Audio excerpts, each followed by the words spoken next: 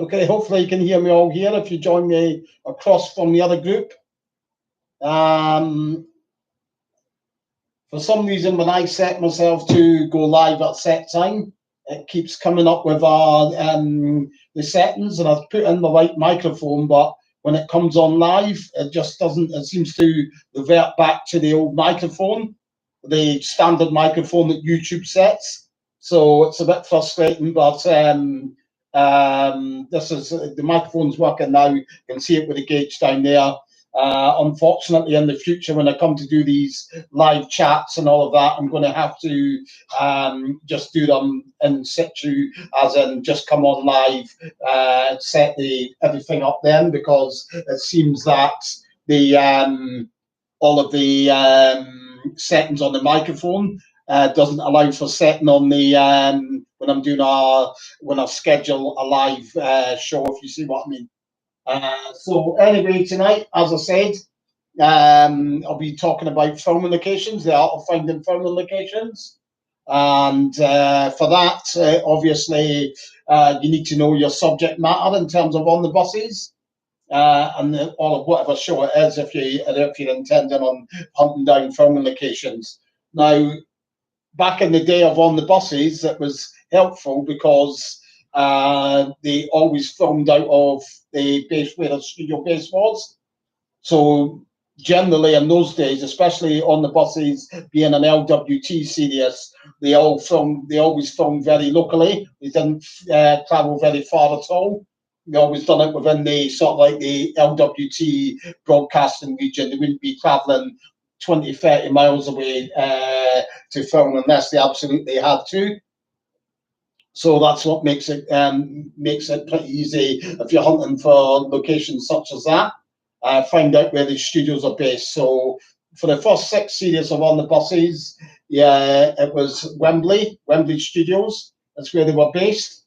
So just a matter of finding where the Wembley Studios were, and then you had your sort of like centre point to start hunting around for your filming locations from there.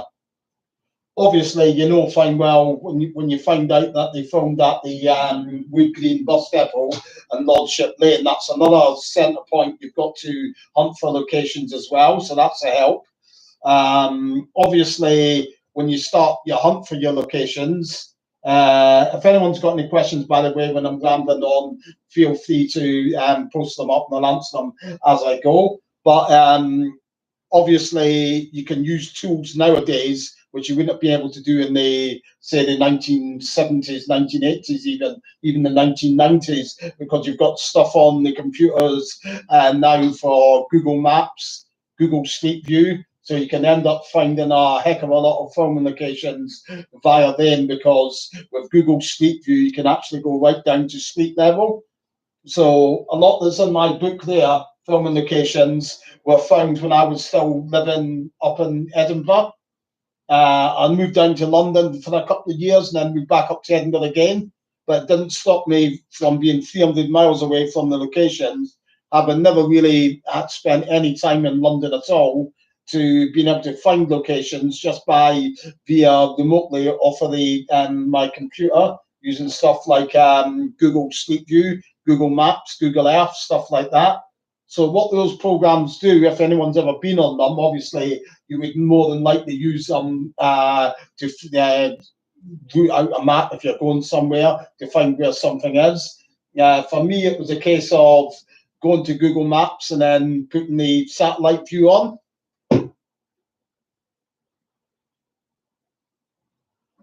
Once you put the satellite view on, it's like looking down, you get all the view of everything, the houses, the streets, everything like that.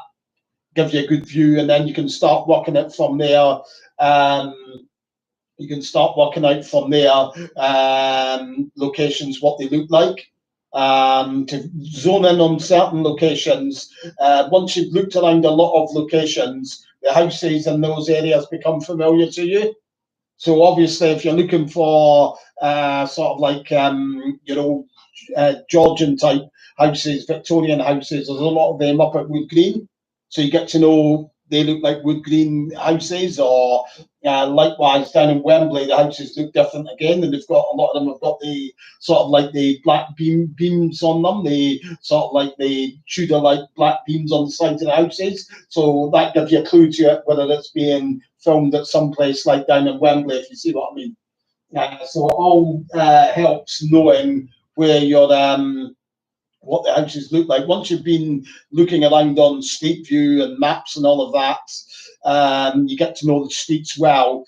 Now there is clues that come along that let you know sort of like various areas. If you watch an episode of On the Buses, the bus depot features in it.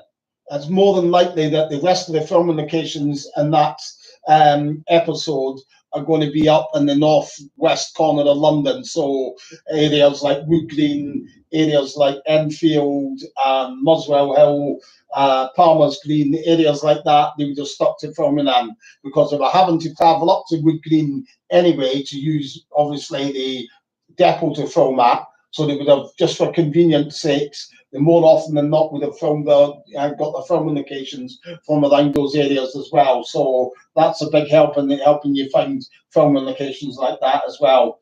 If the depot doesn't feature in the episode, then there's a good chance then you're looking for something more around the studios, where the studios were, which was Wembley, Harrow, Hendon, areas like that they filmed in. They even went down to Notting Hill for episode as well. So there's that you've got to look out for as well, your clues that are there, if you see what I mean. Obviously, once you start looking for these locations, sometimes it can be very time consuming. Sometimes you can spend maybe hours strolling around various areas of London looking for clues. The clues that you've got to go on obviously can be things like if you see something that looks like a school in the background or a church, then obviously you want to be looking around for areas that have got those in them, if you see what I mean, or shops, certain shops, or a parade of shops. Then you know fine well that you're looking for somewhere that's a street that's got a whole line of shops in it, if you see what I mean, to look for. Sometimes you can hunt around and go to about half a dozen, maybe even more than that, parades of shops, and you still don't find it. Sometimes it takes weeks to find some sorts of locations. It just really depends on how good a clue you've got to go on. For pinpointing the filming locations, you can go even, you can use stuff like your lampposts, street drains, telegraph poles are good pinpointers as well to weigh up exactly the angles that they filmed at and everything like that, which is really good when you actually go down to take the photographs of the locations, which helps. Sometimes, of course, you can't. You can hunt around on Google Maps, Google Street View, and you won't come across anything at all. It will be very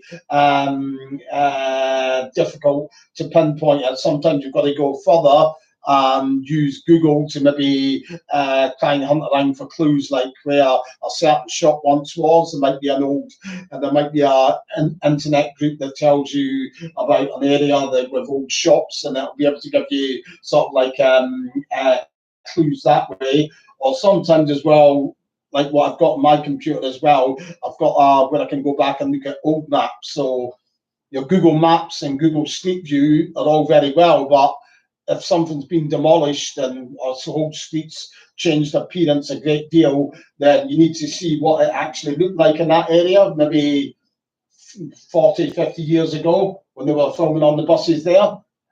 So you can go on and go to our websites that give you the look at old maps. I've managed to do that. Like there's one that was on the telly just recently, an episode that was on the telly just recently. You would have seen it. I think it was a day or two ago. It was on as the inspector's niece and the cistern were filmed on Algernon Road in Hendon.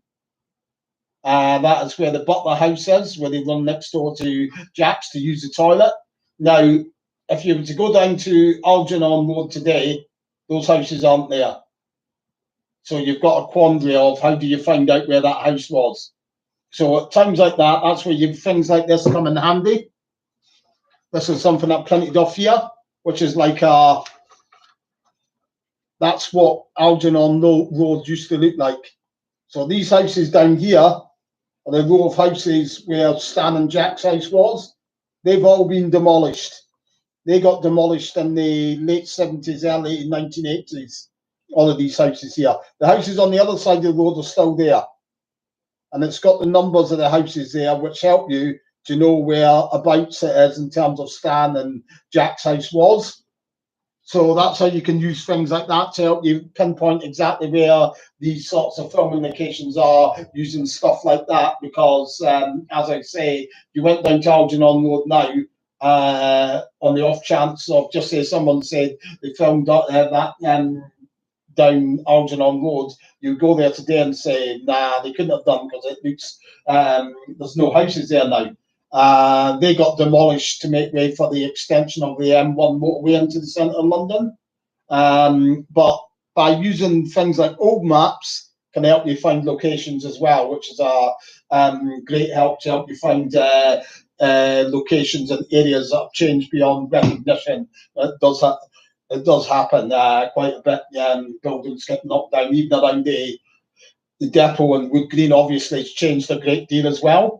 So there's ways like that you can use to help you.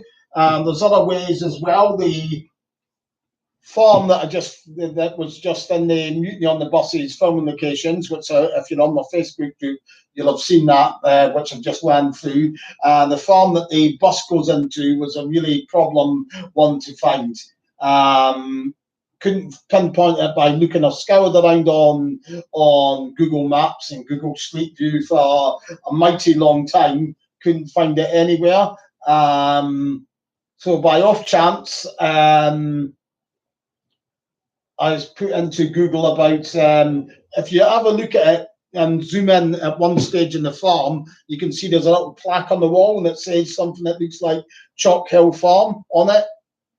So I Chalk Hill Farm Ridge, it says on it. So I went and Googled Chalk Hill Farm Ridge, and luckily it came up with a full address from our website from about 5 to 10 years ago, when it said that they were they're putting for planning permission on an extension to a barn. So you can really find out great details by going around it by various ways. It's not all about finding it on Google Earth or Google Street View or Google Maps. Sometimes you need to go a little bit further and use your ingenuity. It's also a thing to often take it on board. Don't always take everyone's word for it. This happened when I was up in Prestatyn, North Wales. It was hunting around for the beach that the bus is actually beached on. And someone was adamant in Prestatyn that they filmed that scene. He said he had lived up there at the time that they filmed it at Talika. So Talika Beach is like about maybe 2 miles west of Prestatyn, east of Prestatyn, as you're heading towards the English border on the north coast. So I did go down there and have a look there, but as soon as I got to the beach at Talika, straight away I knew that's not the beach at all.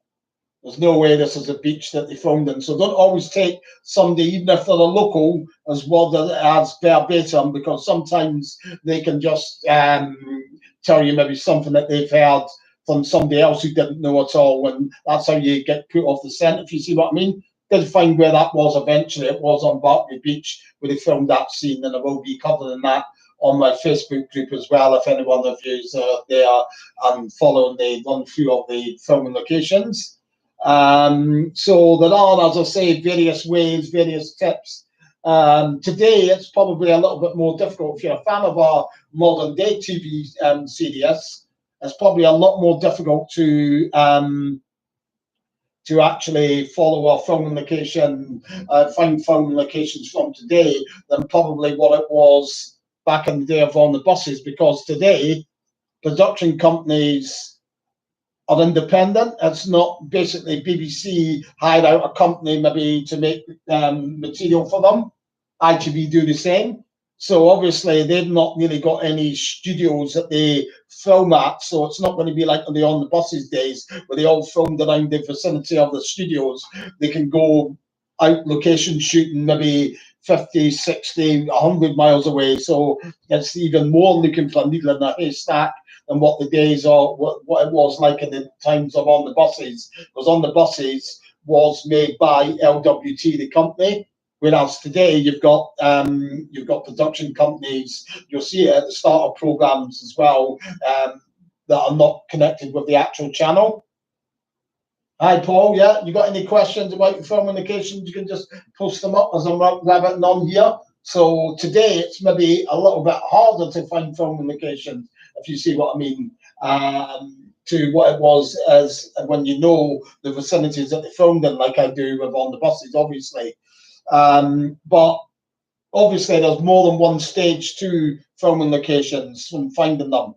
Once you've hunted around on Google Maps, Google Street View, and then you come to, obviously you want to get down and look on the ground level, which is like Google Street View, then obviously then you get a real good idea whether it is the location or it isn't the location then when you see it from Street View.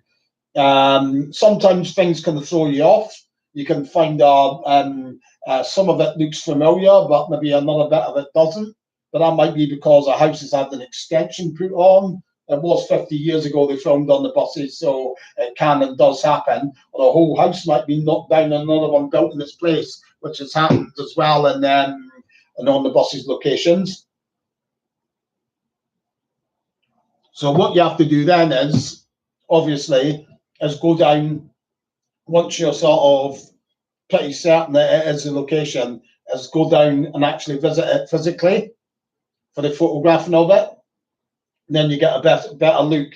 Now, to do something like that, I've used different systems in the past when I'm going to a location. Sometimes I would have, I used to take down a little portable DVD player and watch the scenes again on that portable DVD while I was standing at the location. It was all right. It was a system that worked, but it was a little bit cumbersome, if you know what I mean. There's a lot to carry. You needed to carry a portable DVD player. You needed to carry the DVD box set. You needed to carry the leads and all that went with it. So it was a little bit cumbersome. So I did come up with something that works a little bit better, I would say, which is like getting screen grabs. So screen grabs are parts from the episode that you can save off of your program on your computer, and then you save them and then print them out. So these are all ones here that I haven't visited yet that I'm going to get down to once the COVID situation improves. So for example, I'll try and show you ones that are sort of like in colour rather than the black and white ones because they're a little bit fuzzier. For example, you've got like well, I'll just show you the one at the top. You've got the one there at the opening credits. Like if you can see that, okay. There's one way at the bus stop, the opening credits of On the Buses. So I've got the note down here telling me whereabouts it is I'm going to get to. And it's also got the episode, where it features in, if you see what I mean, along the top. And then obviously, when I'm standing at that location, then I can look at the houses in the background and then tally them all up for the right angle to be standing at to take my photograph. So that's how I go about bits like that. There's other bits as well. Like this is one from the early shift. You see what I mean? I've written little clues, little pointers to me up there. So they're street numbers with arrows pointing to where those are today. Because obviously all of this here now isn't there today at Wood Green at Lordship Lane. That's all been totally demolished. But these houses are all still constant there. So you use your constants for the correct positions to be standing in and what you want to catch and your picture and whereabouts you want to catch them. So there's all of that there as well that you want to you can use to help you. That's what I use now. As I say, I did start off getting initially got myself a little portable DVD player and taking the DVD down, putting it into my DVD player, but it was a little bit awkward, and then I had to run on a charge for maybe a couple of hours. So if you were using it a lot it would run out of power, and then you were basically snookered. Whereas with things like this, for example, again, there's another one there. Cedar Road, Enfield at the bottom, the episode at the top there, first aid. So that I would go down when I visit the location, look at all the features that there is there for what I want to capture in my photograph. Because obviously when you're taking the photographs, you want to be able to capture features so that you can pinpoint it and say, look, that's exactly where it is. You can see the window there, or the same door, or the side of the building at that exact angle, if you see what I mean. That's the whole art of the photographing the filming locations as well. Sometimes it can be a bit frustrating. You can go down to a filming location and then that you think is definitely a filming location. Then you sort of like get snookered and say, well, I'm not too sure now whether it is or whether it isn't, if you see what I mean. So it can be a bit of a wasted journey.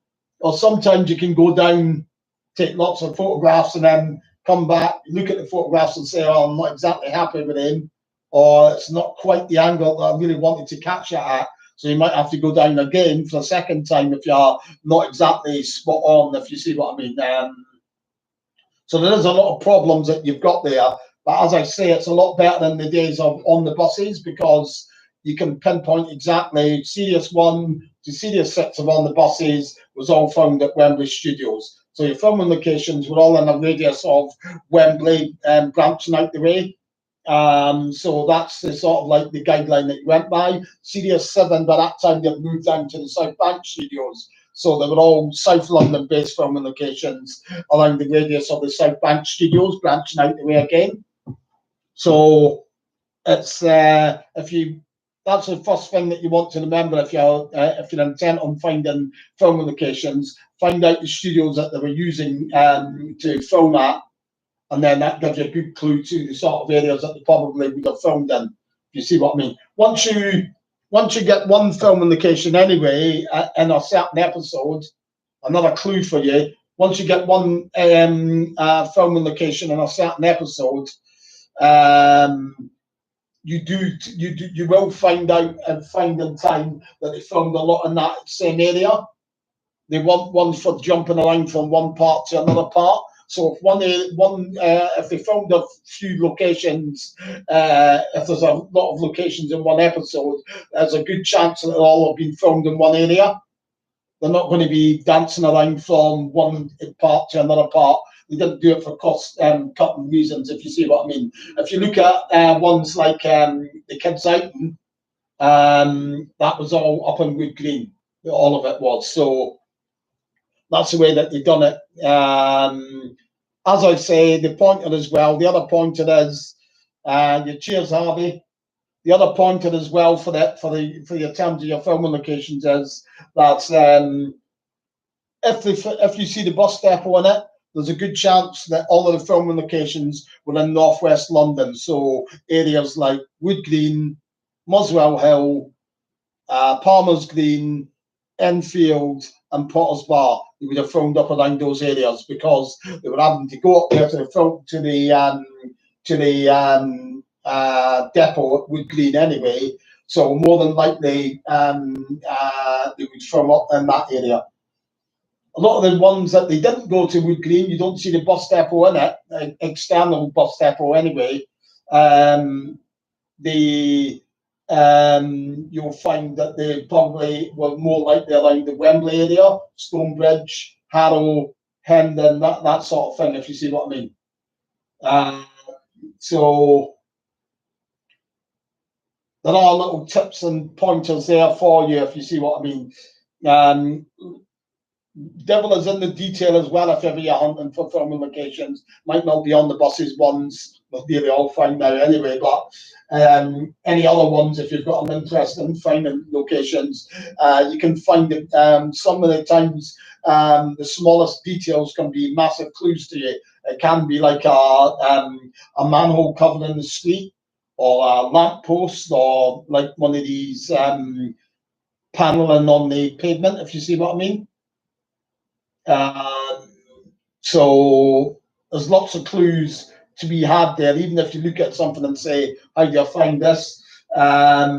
If you look at an area and think, oh, it looks familiar, it does look quite good, then look for the smaller details like, oh, is there a drain there? Is there telegraph poles? Is there lamp posts? And that sort of thing, because those things don't tend to change. They tend to remain in a constant position where they are today.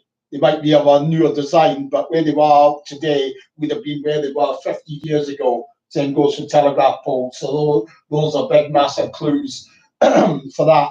That was a big point in me finding one of the locations from the one of the On the Buses film, when the woman's been given the diuretic pills, and then she pulls the bus up along a country lane. You'd think, oh, how am I going to go about finding a country lane and all of that? Well, obviously it was a country lane that was going to be near Boreham Wood. It's just a case of looking around country lanes. They've got that same amount of trees and all of that. Curve in the road was a clue as well. But the big then sealer for that location is, if you look at it closely, you can see there's 3 telegraph poles in shot. So when I found the location, it looked very similar with a curved road, 3 telegraph poles in shot, and you think, bingo, that's it, I've cracked it.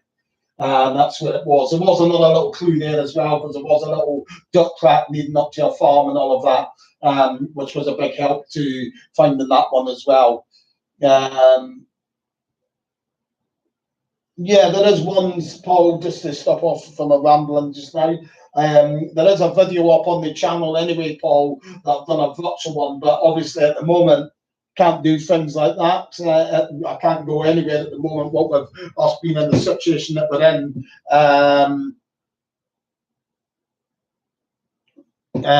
I just saw the way that things are, but obviously through time, things will eventually get back to a sense of normality. So yeah, I definitely will be doing stuff like that. Obviously, the times that I go up to Pontins, I'll be helping organise the official Holiday on the Buses Castle Union event, which I've been involved with a couple of them now. So times like that can certainly do things like that for you, if you see what I mean.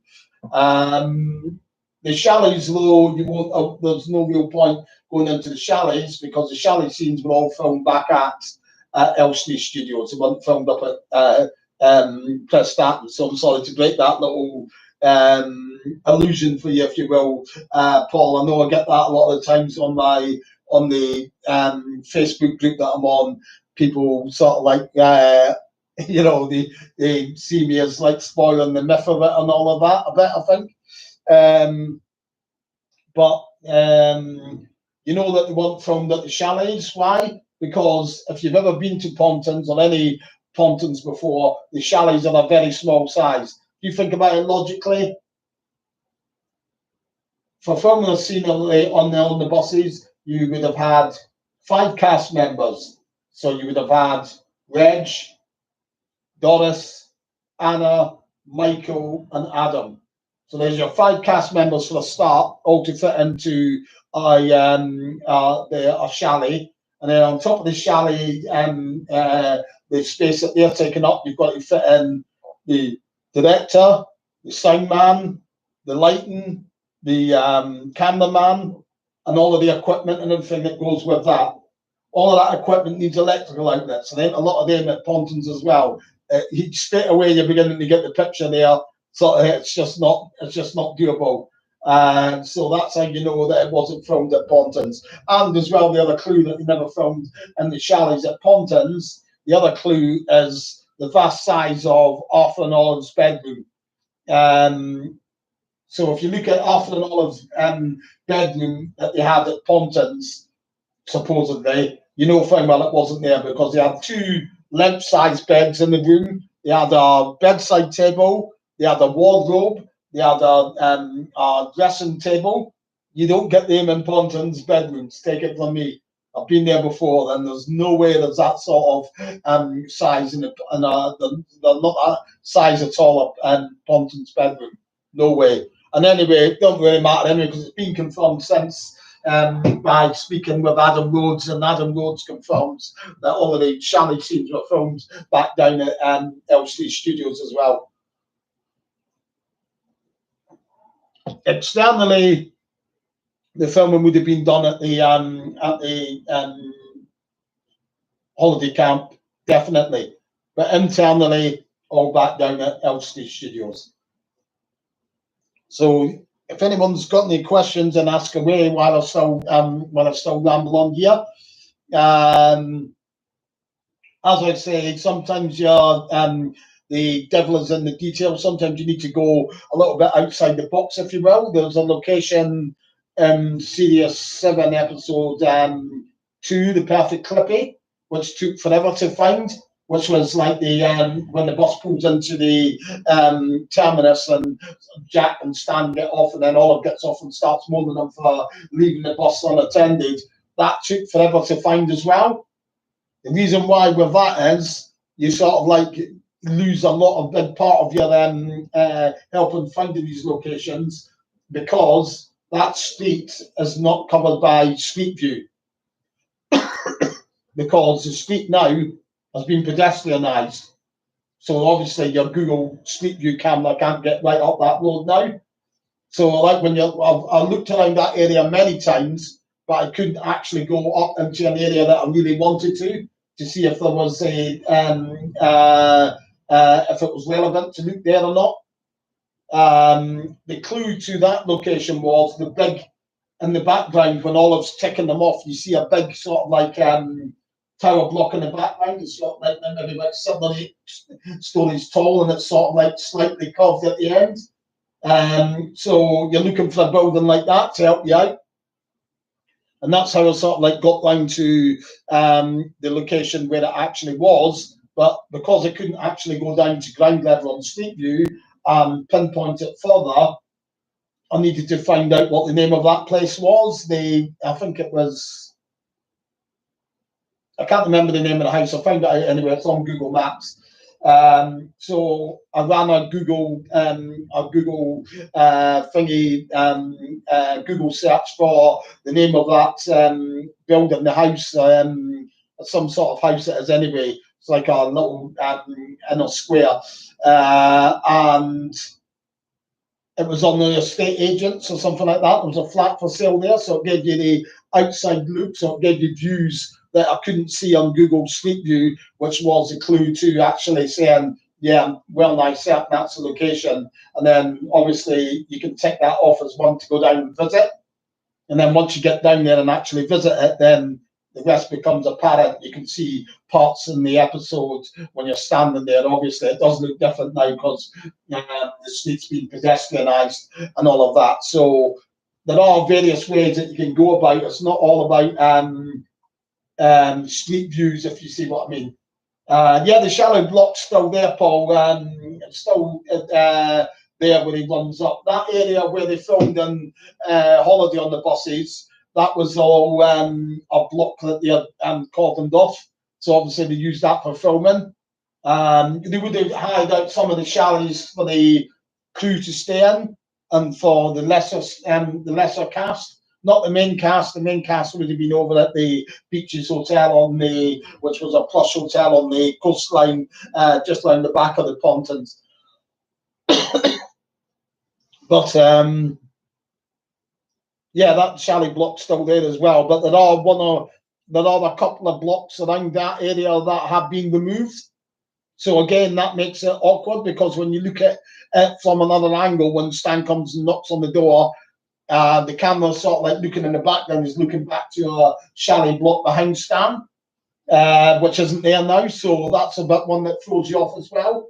So there is things that can sort of like play with your mind and say, oh no, that can't be right because there's no chalet block there. But when you take into account that, yeah, feasibly chalet block there, now gone. And I found out that there was a chalet block there initially from looking back and finding old maps of the holiday camp from 20, 30 years ago. And there was actually a chalet block there at one time, but it's now been removed.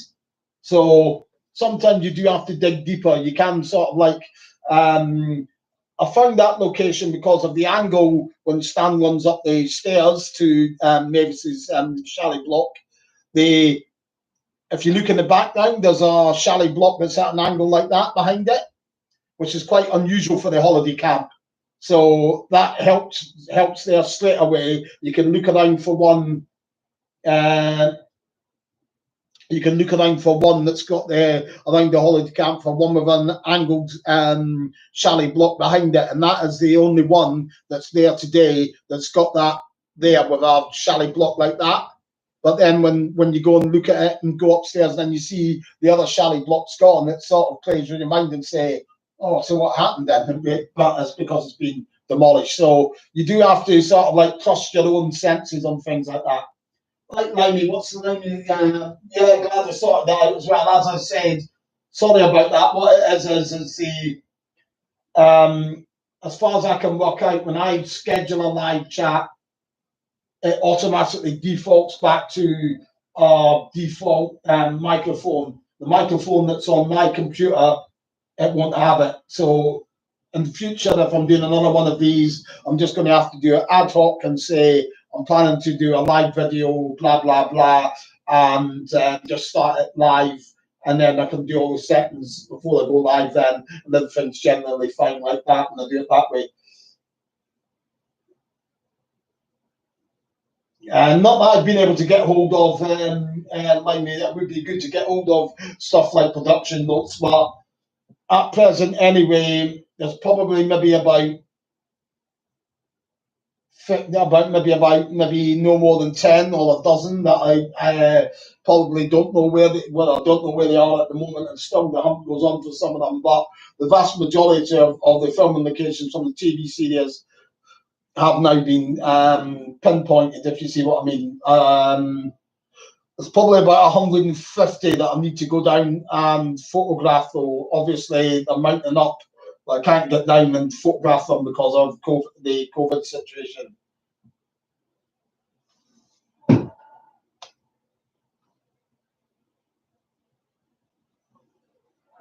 Yeah, Harvey, yeah. The man next to Blakey and the photograph I posted up today on Facebook is Francis. He was at our Holiday on the Buses cast reunion in 2019. So he was there. There's another man that was once a lifeguard, Dario. I think he was at the event in 2017. So yeah, we have had people like that there at the event. As I say, the old black man that's on the other side, on the left hand side of Blakey, that's Ted Hallows. He was actually the gaffer on the film. So he was actually a crew member on the film.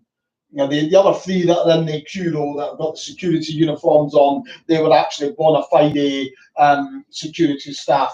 I mean, some idiot a while back caused problems forevermore on, I think it was IMDb, or maybe it might have been Amazon, saying Holiday on the Buses, yeah, great film and all of that. It's even got a cameo from Richard Keel in it, which is total and absolute codswallop. But it shows how these sorts of myths can grow legs, because people still say, yeah, it was Richard Keel. I know it was. It wasn't Richard Keel at all. It was a Ponton's security man called Jimmy, who's been contacted and spoken to, retired from Ponton's in the 1990s.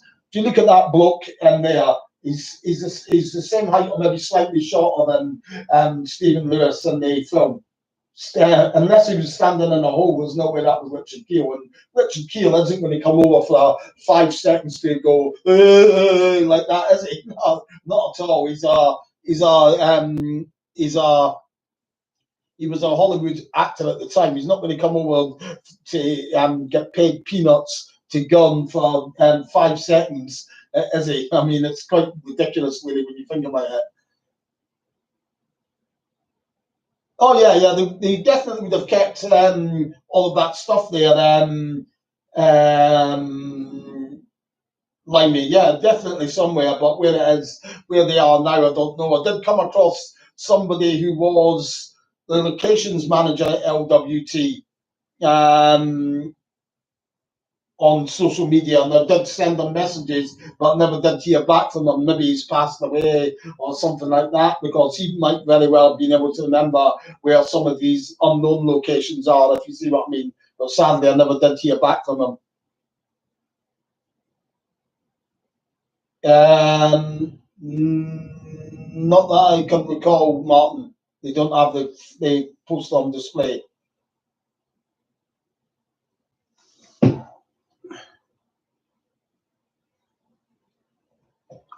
So, like on saying, getting back to your filming locations, if you've got any questions, you can ask away.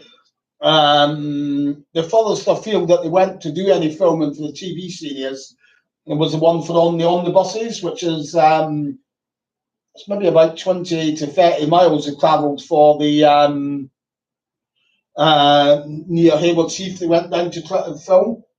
The reason I would say that they done that was maybe threefold. Firstly, it's a remote area of the countryside. Secondly, there's a lot of 1920-esque buildings down there. Thirdly, you wouldn't have any, because the roads are so quiet, you wouldn't really need to stop filming all that very often for a 1970s car coming into shot or anything like that. Also, as well, they've got the Bluebell Railway down there. Bluebell Railway was a private railway that ran old 1920s stock. So it played in well with the feature of the episode, if you see what I mean. So that's probably the reasons why they did travel that far for those filming locations. But that's the furthest afield that they've actually travelled. Nah, I don't own the book flip machine. I do. Nah. So that's why some of the times, the rare times that they do travel far for filming, it's like Holiday on the Buses was all done once they had their base up in North Wales, was a holiday camp, obviously at Prestatyn. So they never really went any further than they needed to from there, which was like probably the filming locations were all within a 2 to 3 mile radius of the holiday camp, and that was it. Because they filmed in Rill, which is only a couple of miles along the road from Prestatyn. Same with Desert, the waterfall shot and all of that. That's probably only about a couple miles away, as is the Rugland Bridge, maybe about 2.5, 3 miles away. So you get the gist there. The beach is only a matter of half a mile to the northwest of the holiday camp, northeast of the holiday camp. So again, you've got, they're all within a very close proximity of where they were heading to film. I know I did have this running argument with somebody a while back on Facebook who was adamant that the scene where they're pushing the motorbike when it's broken down at the start of the film and the family's pushing it, and Arthur says, "Oh no, I mustn't, not after my operation." That scene was filmed back at Barnet Lane, which is the southwest corner of Borehamwood. Somebody was adamant that it was someplace in Merseyside called the Barnton Dip. I went and looked at the place that he said he was adamant that I was wrong, and he was right. It's a good match, but it's got a slight little difference between the two. One side of the road's got a rocky outcrop.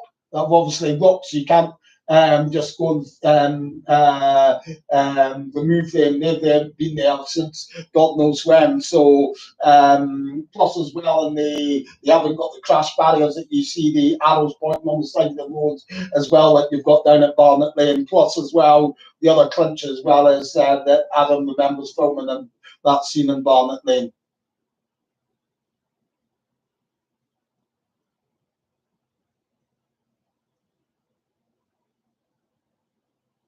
Yeah, a lot of it would have been filmed in the morning as well, though, so that would have helped as well. A lot of it would have been morning time filming. I know there's one or two scenes where you actually see milk floats on them, like the episode when he's picking up the tools. You see a milk float passing, so that must have been fairly early in the morning when they filmed that scene with a milk float going around.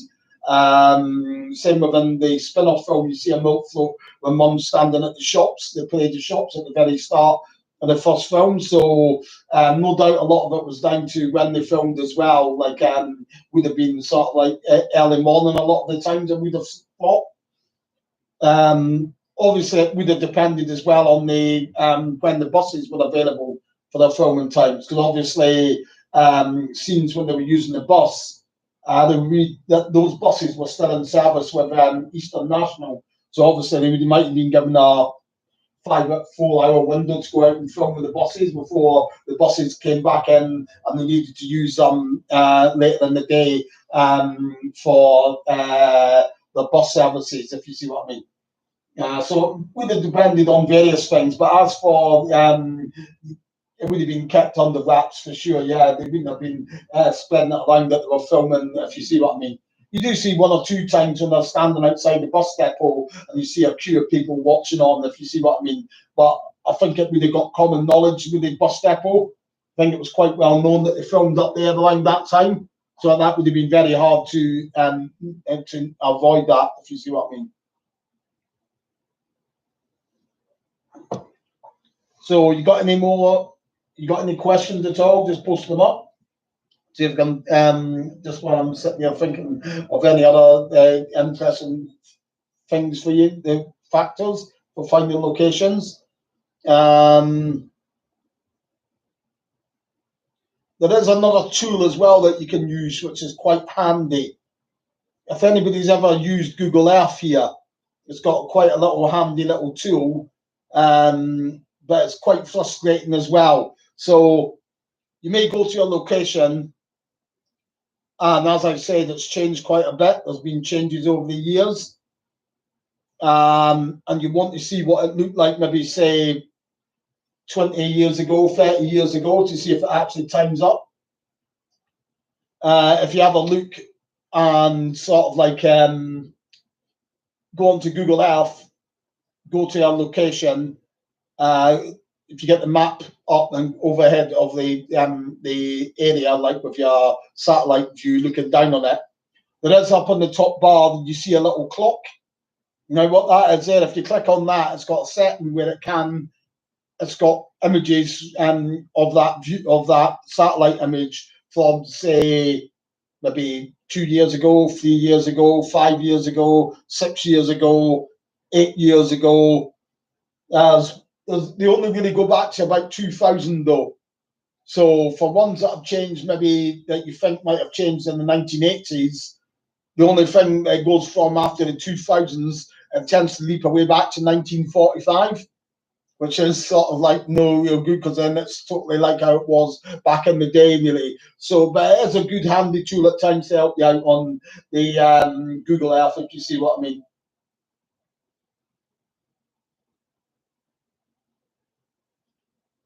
Yeah, some of them don't change, if you see what I mean. Laundrettes, obviously, are things, if you think about it, they've got a lot of plumbing in there and all of that, so it would take a heck of a lot of refurbishment money to do up those and turn them into a shop, if you see what I mean. So I think that's why laundrettes tend to remain laundrettes, because of the amount of money it would take to convert laundrette with all the plumbing and all the machines that are in there, to take them all out, take out all the plumbing. Yeah, if you see where I'm coming from here, it would sort of like be counterproductive. So I think that's why laundrettes tend to survive as long as they do.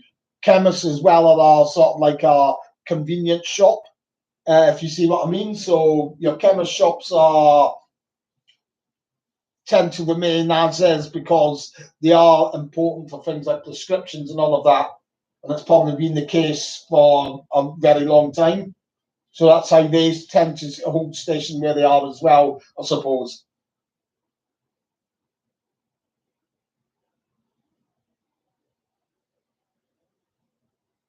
It can take a lot of time finding the searching down places, Harvey, for what you're saying there. It's just a matter of, as I say, sometimes you can go down and streets many times, can take a lot of time to find.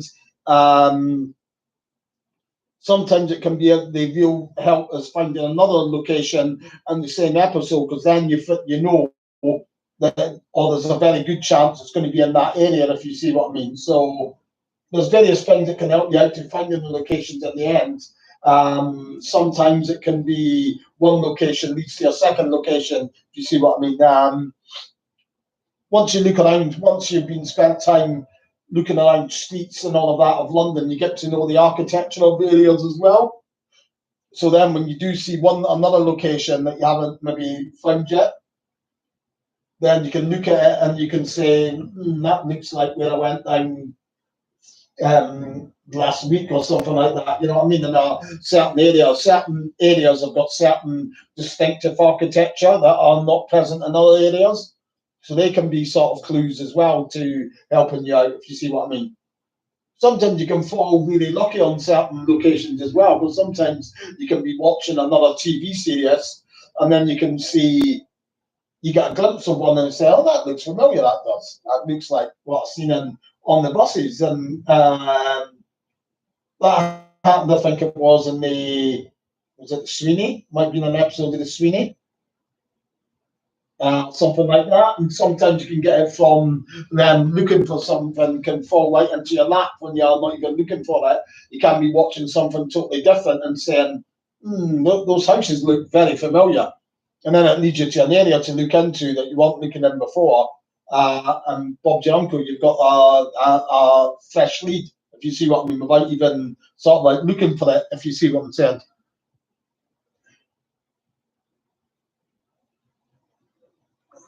So there are various things that can help you out. Sometimes something can happen. I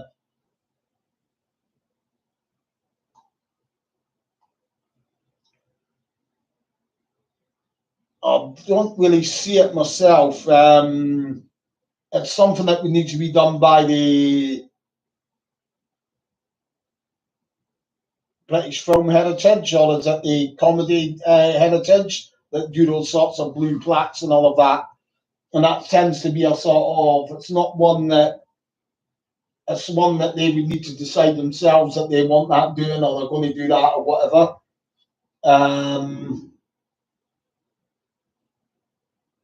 So it's not exactly,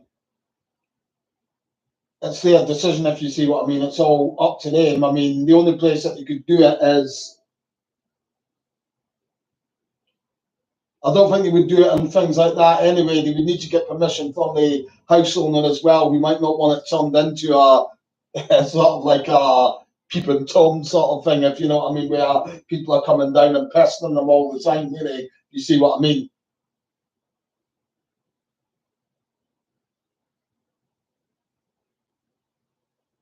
Oh yeah, the Malden Road would have featured. I mean, the whole of Boreham Wood, Elstree, Boreham Wood area. I mean, it's very rich in terms of filming location, what they filmed in that area, if you see what I mean. And Boreham Wood, because of Elstree Studios, you had a lot of the ITC stuff they filmed in that area. Stuff like the Avengers, the Saint, Brandon Hopkirk, Deceased, the Champions, the Baron.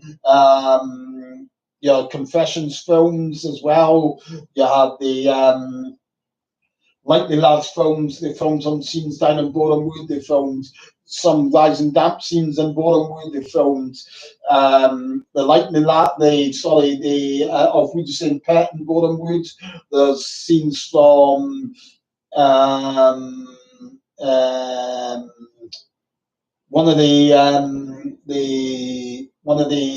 Monty Python films. He comes out and as a waiter runs out of a restaurant. I think it's Eric Idle. That was on Shenley Road as well. So there's a heck of a lot of the film down on in Boreham Wood. It's really rich in terms of film locations.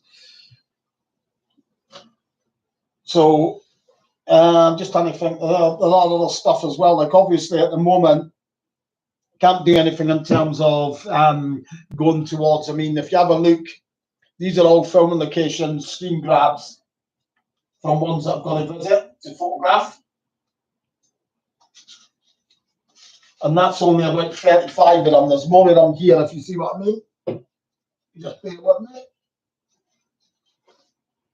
So these are the sort of, if you get the gist, these are the sort of things, if you look how thick that is, that's all the screen grabs of filming locations that I've got to go to photograph, if you see what I mean. So if you have a look at that, you've got, and I've still not finished with this process yet either. This is going to have to be sort of like, I'm running through these again with a fine tooth comb, the episodes at the moment, to find if I've missed anything at all. So obviously, it will be an even more complete collection of the filming locations, if you see what I mean. So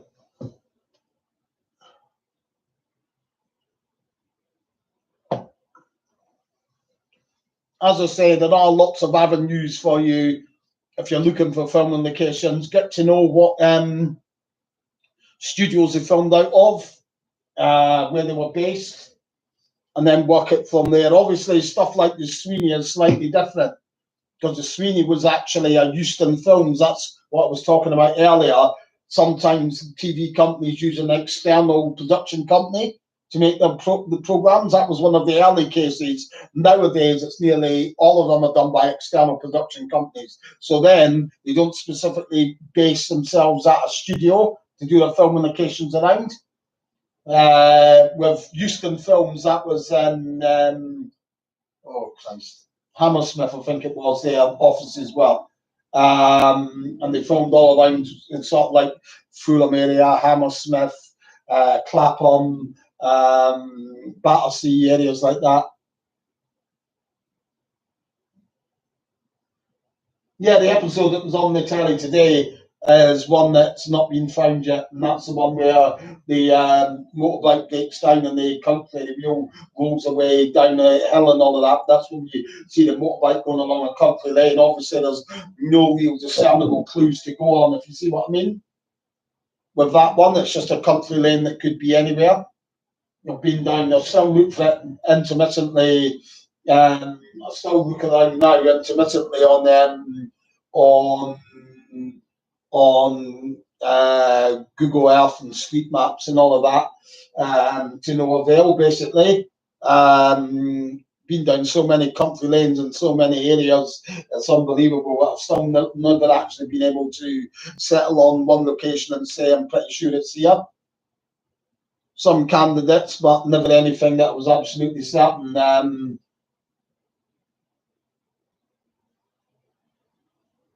Yeah, there was 2 episodes on this morning, though. There was Nowhere to Go, which is the episode that features in with the motorbike crashes, and Arthur ends up in a ditch, and Olive says, "Oh, my water bottle's busted." It's that episode with those filming locations in it. There's maybe about half a dozen that you could pull from there that filming locations, got no idea where they are. It's a country lane somewhere. The only standout clues that you've got is that finger post signpost, which is quite a unique feature. Whether that's still there today, I don't know. Also, it looks like in the distance you can see like what looks like an electricity pylon, as it might be a clue. You also got a glimpse of the side of a house right next to the road, and one of the shots as well. But it's one that never really been able to pinpoint. You've not really got enough clues there to go on. Unfortunately, it's out in the countryside somewhere, so it could be anywhere. If you see what I mean.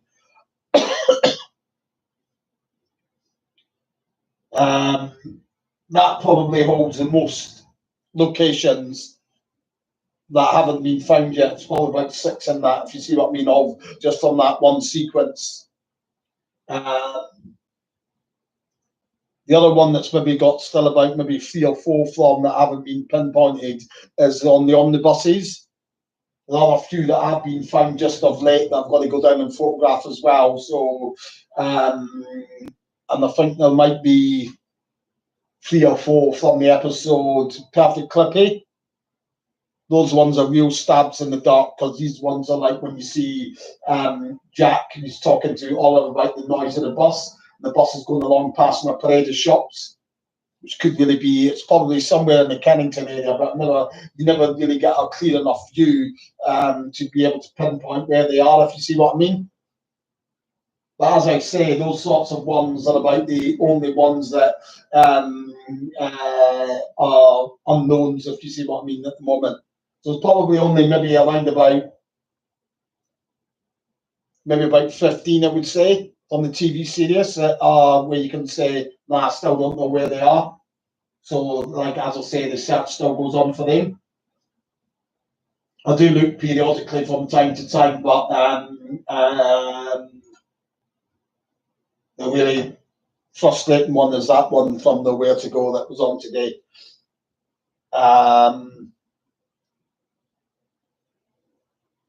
I mean, sometimes you do get good tips, word of mouth. Obviously, some people can say, yeah, I was there when they were filming it and all of that.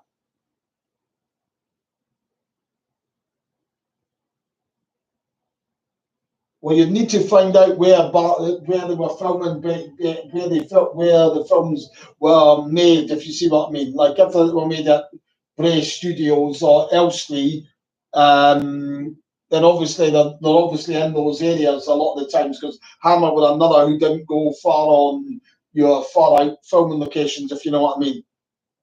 I mean, a lot of the Hammer films as well, they used Les Bow's technique again. We used matte paintings for like castles on the hills. They weren't exactly castles, proper castles. They were just matte paintings to make it look like a castle in the background and all of that.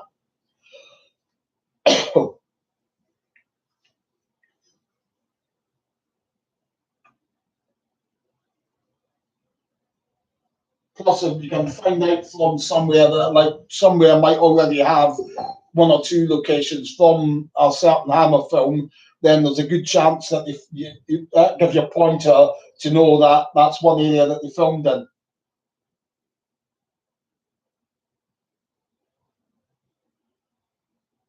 Well, there's the skid pan. Looks totally different because the skid kit pan's totally been demolished now. So you've got the skid pan in Chiswick's one. The bus depot up in Lordship Lane, Wood Green, that's gone. It's a block of flats here now, so that's two. The Tesco's in Boreham Wood, the old Soundstage 5 at Elstree Studios, totally gone. That's, as I said, Tesco Extra stands there now, so that's free. The houses, the bookmaker's shop that they go into in private hire, that's totally gone. There's all the sort of like the Victorian housing that was along that street there has totally been demolished, so that's gone. The houses that were in the episode I was talking about earlier, Algernon Road and Hendon, they've gone. It's just a row of trees and fences all along there now. So yeah, there's probably a lot more than that as well. Like, I mean, that's just to start off with. Obviously, that totally changed and looks totally different. Probably more will come to me as I sit here thinking about it.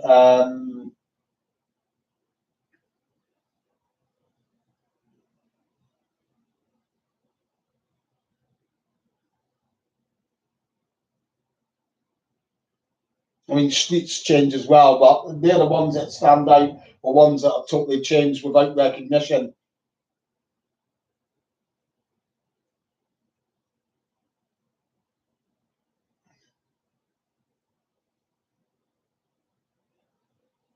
Yeah, that's in just off Townhouse Lane. Not been there to photograph it yet, but I know where that is. That's just something that will need to wait until we get the all clear to be able to travel around again and things return to a little bit of normality. Which is frustrating because I mean, me at work, I've just had my annual leave. I've just been off for about a week and a bit, which would have been our time where it would have been great to travel down and photograph a lot of locations then, which I would have done, but obviously I can't because of the COVID situation.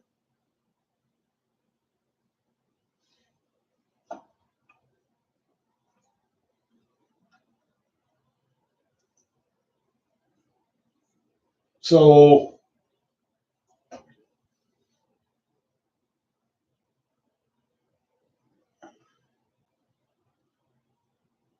yeah, some do, but some can change. Obviously, you've got to beware not to be thrown off by some that have changed. Obviously, there's a lot of houses that have had extensions added, or a house might be knocked down and another house built there in its place. You just got to trust to your own instincts, if you see what I mean. I mean, I have had times on the Facebook group where someone said, "No, that's not the same location. It's house looks nothing the same," but that doesn't mean a thing when you're talking about filming locations because houses can be demolished and another one put up in its place. We're talking On the Buses was filmed like 50 years ago now. So there's bound to be changes in all of that time. People will add extensions, they'll have knocked down the garden walls to use the gardens to park the cars in. Um, They can have big extensions. We've seen one just recently on the buses film, with a house in Shenley, Newcombe Road, on the corner there, when the motorbike's on its way to the hospital, and you can see there's a big, massive extensions being added to that house, if you see what I mean. So, I mean, things do and can change over 50 years. It's not like it was only filmed like 2 years ago. We're talking 50 years here, if you see what I mean. So a lot can change in the 50 years, and it's just one of those things that throws you sometimes when you're looking for these locations. You can't look at it yourself when you're looking for it and say, sometimes you don't notice things until, I mean, how many times I've watched Mutiny on the Buses, I'll shudder to think. It was only when I was doing a live commentary on it, and I stopped at a certain point and I noticed something totally. It was the first time I've noticed it, because I stopped at a set point, and in the background you could see houses, and straight away that sent the alarm bells ringing, and I thought, hey, something's not adding up here. That's not the safari park that they filmed that at with the chimpanzees. Straight away it was telling me, nah, that's been filmed somewhere totally different. And then if you look at it again in that scene, look at the grass, it's coarse, long grass. Whereas the holiday camp's grass, if you look at the scenes that you know was filmed in the holiday camp, it's all well manicured grass. The road that the bus was driving on was perfect tarmac. But in that scene with the chimps, it was like a cinder dirt track. So there was a lots of things straight away as soon as I looked at that, and things started to come to me in my mind, and I thought, that's not the holiday camp at all. That's not the safari park that they filmed that at all. It's someplace totally different. They've got the chimp somewhere, and they've filmed that scene, and it's not the safari park. Because you're watching it, and all the times that you have watched it, and it's intermingled in with the rest of the safari park, your mind automatically processes it and thinks, oh, that's a safari park. But it's not. Take it from me, that scene there isn't the safari park. I can guarantee you that. That's another location, one of the ones that I want to go down and investigate more, because I'm certain it was it's Legoland that's there now, Legoland, because there is absolutely no houses within the vicinity of the what was Windsor Safari Park. And another thing as well, once I started digging and doing a little bit of investigating on that, the safari park didn't have a chimpanzee enclosure. So that's another thing that obviously starts you thinking and saying, all right, so it definitely was not the safari park. And then that's what led me automatically, straight away, it was light in there, and I thought, right, that's in Boreham Wood somewhere that they filmed that scene. So I think it's in Maxwell Park, which is just behind, which is a sort of parkland area that's right behind the Elstree Studios. And we know that they did have chimpanzees in Boreham Wood around that time, because if you have a look around on Google or on photo agency places like Rex Features and all of that, that have got copyright protected photos and all that on them, you'll find that there are ones of Reg with a chimp sitting next to him, from when obviously it's like a promotional shot from Mutiny on the Buses, and that's filmed just at the bottom of Broadwater Road, which they filmed at the opening scenes from Mutiny on the Buses in. So they definitely have chimpanzees in Boreham Wood, and they needed to have them there because if you remember the scene in Mutiny on the Buses when the chimps on the steering wheel of the bus and Stan saying, "I can't, he's got my bum in my face." That would have been filmed at the studios with back projection being used. Back projection would have been the bus sitting there in the studios with a moving projection in the background with the chimp on the steering wheel, and that would have been at Boreham Wood. So they definitely had the monkeys in Boreham Wood as well.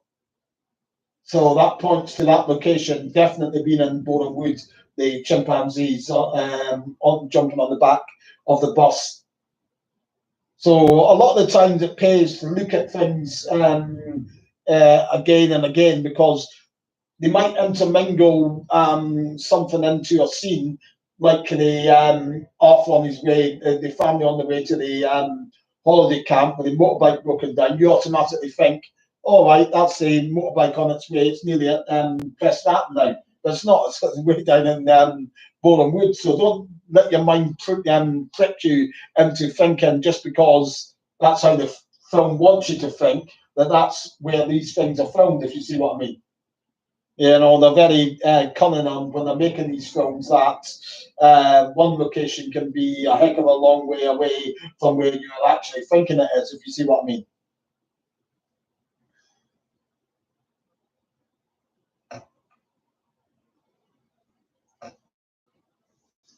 So just keep your questions coming in if you've got any more on your film locations.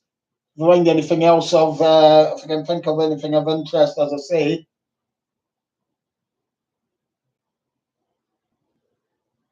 Not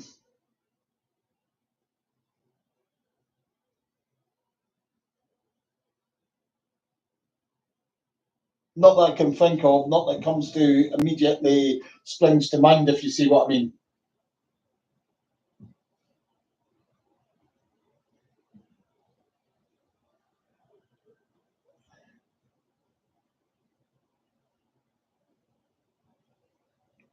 I suppose you could say the bus and the holiday on the buses, the plywood prop that they had, like when you see the bus with the water up around its wheels, that was like a plywood prop. It wasn't an actual bus, despite what people might think. It wasn't an actual bus. It was in the water. It was like a plywood prop, and that actually toppled over after they had obviously they had got the shots that they wanted.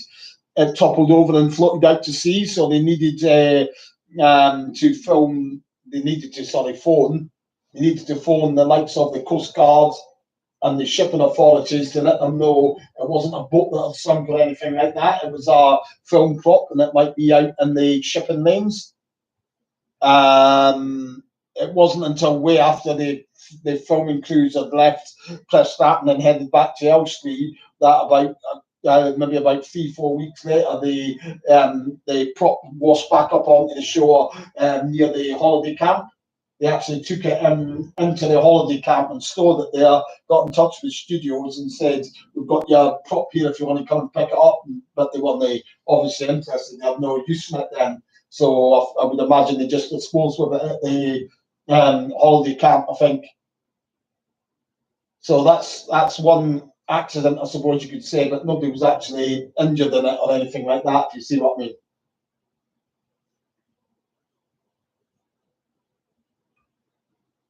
So again, that's another filming location as well, or filming sort of like tactics that can be used to fool your minds, because people will swear blind that it's a real bus that's under the water, but it's not. That's a matte painting. If you look at the Les Berry, he was very noted in the business for his special effects. I think he went on to win an Oscar for, I think it was Superman 3 or something like that.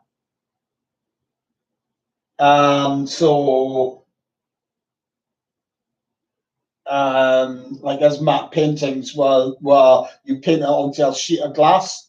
It would just be the top deck, and then obviously we'd film that. The sheet of glass would make it look like it was sitting away out at sea, and it wasn't really, if you see what I mean. That was a technique that they used there for holiday on the buses to make it look like the bus was on the water. Obviously, they couldn't do it with a real bus because the bus belonged to Cotswold Motor Services, so that was they didn't own the bus. It was a bus company that owned it.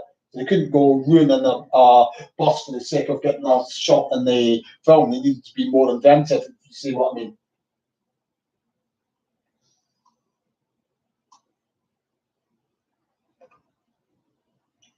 So just keep your questions coming in. If you've got any more questions about film locations, and as I'm talking, I'll try and think of anything else that sort of like pointers to help, or how I've gone about finding these film locations. The art of finding film locations is what this is all about here.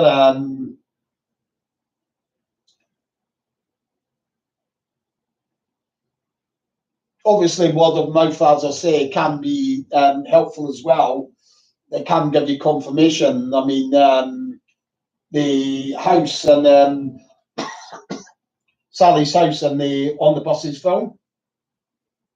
Do you remember Sally's house is in Bourne Wood?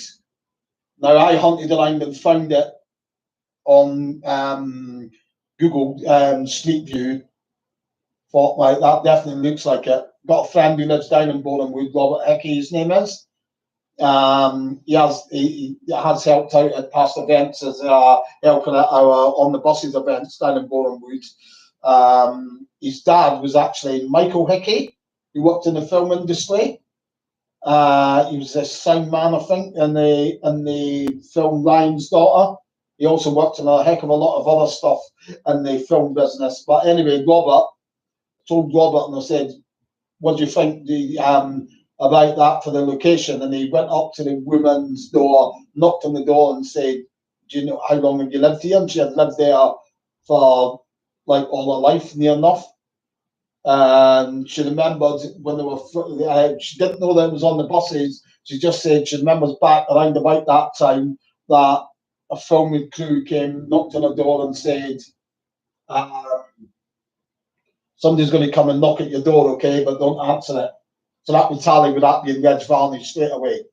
The reason I found that was that the door was identical, the windows all were identical, the garden gate was identical still to this to the present day.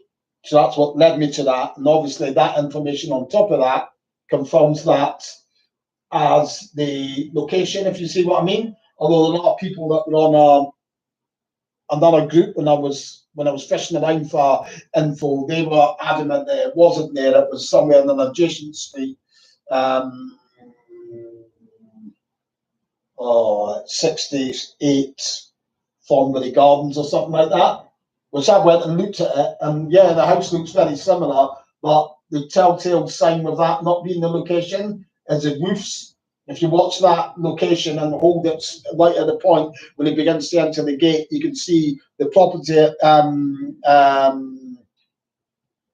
that it is at 188 Bullhead Road. It's got another house very close to it, right next to it.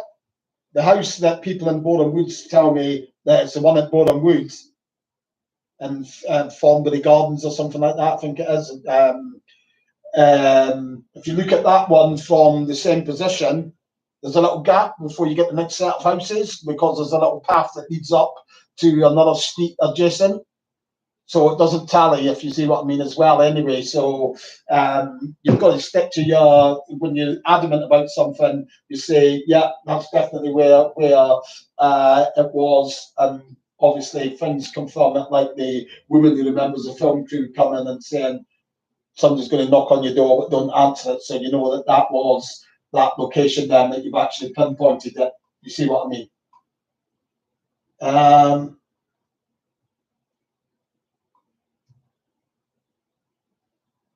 Now, they use two boats in Brixton at Harvey, but I don't really want to go into it because we're talking about filming locations just now, if you understand what I mean. I mean, can do that on another night when we're talking about other stuff, if you see what I mean. I want to try and stick to film makers and filming locations night. It is sort of like a guide to an art to form or find that the filming locations, if you see what I mean. So I'm just trying to find out more things. If anybody's got any questions, just ask them and I'll post them up. I'm just trying to think of other ways that I've actually found these filming locations as well. Sort of odd ways that I've found filming locations. Sometimes it can be very odd, or sometimes, as I say, you can get the confirmation. I think there's a scene from one of the episodes filmed in Wembley where I think it's a squeeze where the motorbike, Jack goes, "Oh, why don't you smash the glass?" And he goes, "Oh, that would spoil it." And then you see another bus coming from behind. And I knew that was the location anyway, but there was a woman there, because the only thing that was throwing me off a bit was just further up the road there in the episode, there was a tree there, but it's not there today. But this woman come out and she goes, "Oh yeah, the tree was there up until about like 5-10 years ago, and then they cut it down because it was growing at a dangerous angle. So sometimes you can get little snippets that helps confirm what you were saying, that, oh yeah, there was a tree there, but it's gone now, if you see what I mean. So there are little snippets like that that can help you out.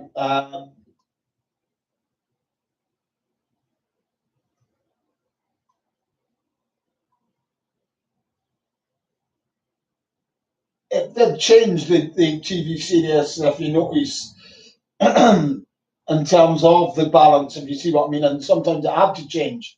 I thought the balance was just about right, basically, but if you watch Series 7, you'll notice that there was a big swing towards external filming locations. They did much more external filming locations in Series 7 when they were down at the South Bank compared to Series the first 6 series, if you see what I mean. But there's a reason to that, and I'll tell you what that was. The reason why there was more external filming locations is South Bank Studios. It might have been it was a new custom built studios and all of that was more modern, more up to date than Wembley Studios that they had moved from. But Wembley Studios was actually better for on the buses because they could get the buses onto the depot set to actually film, and the other they could actually get double deckers. The Bristol deckers could drive right onto the depot set and film inside inside the studios. They couldn't do that at South Bank though. South Bank, the bay doors weren't tall enough to let the deckers in, so they needed to use another technique, which was using single decker buses with false upper decks to make them look like double decker buses inside the studios. Obviously, the makers themselves would have known that that looked a bit phony, so they didn't really want to do so much location. They didn't want to film so much in the depot set, so obviously that needed to get filled out in other ways, which was done with external filming locations. You see, that's why Series 7's got more external filming locations in it. So there are reasons for changes in more externals as well, obviously, for that reason I pointed out there for in the TV series. So just trying to think if there's any other sort of like interesting little anecdotes about the filming locations. As I say, in your days of the 70s, the 60s and 70s, it will be easier finding filming locations from then, on one hand, but on the other hand, it won't be, if you see what I mean.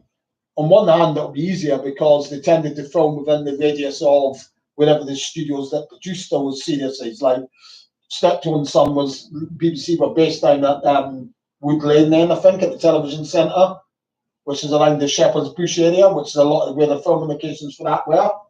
I think on the buses, as I say, Wembley, all areas around that area for on the buses, if you see what I mean. The downside of it, of those sorts of series, is time's passed, so a lot of buildings have been knocked down, so they can confuse you that way. New housing estates have gone up, things like that. The locations change. Today, obviously, it's slightly easier on that side of things because obviously some things, if you're looking for things from, say, 5 years ago, for example, then the houses and all of that are not really going to change all that much in 4 or 5 years, even, if you see what I mean. So more than likely, what was there then when they were filming is still going to be there today. The only problem with the modern ones that you've got, like I've said before, it's totally different how they do it in the business now. They have external production companies that make these series, if you know what I mean. So they're not exactly just based at one studio. So their filming location can be plucked from all over the place. So obviously they're harder to find, but when you do get within the area that they filmed in, the area is going to look the same. So it's a bit swings and roundabouts, really, I suppose, and what's easier and what's harder, if you see what I mean.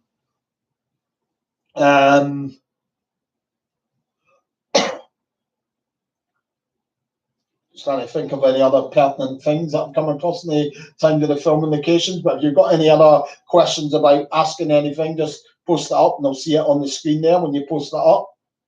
Any questions about the filming locations, mind, just keep it to that, because it is specifically about the art of finding these filming locations and all that. Just trying to think of other avenues that went down to actually find these locations.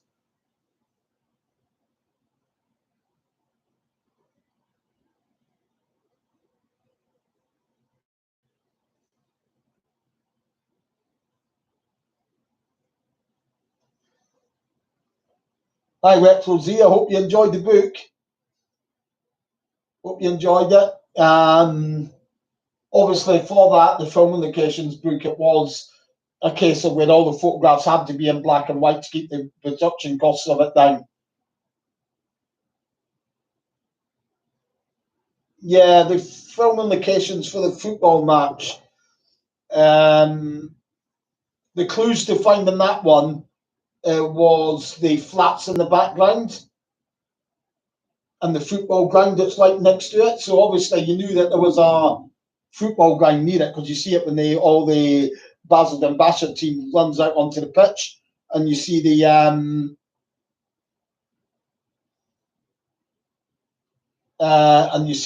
what do you call it? You see the football pitch and the ground in the foot background. So you knew that there was a football ground there, and that was a case of searching around for football grounds in the South London area. So that's how you eventually come to that. Once you once you look around and you get to your location of football ground, you then get to the stage of where you're looking at the background buildings, like the flats in the background that were not dug kind of well. So they are obviously, as soon as you see them, when you go to the football location on Google Maps or Google Street View, and then you look around, take a look around on the software, and you see the flats in the background, you think, yeah, I'm definitely onto something here. Then you obviously look closer and closer at the whole of the scenes and all of that.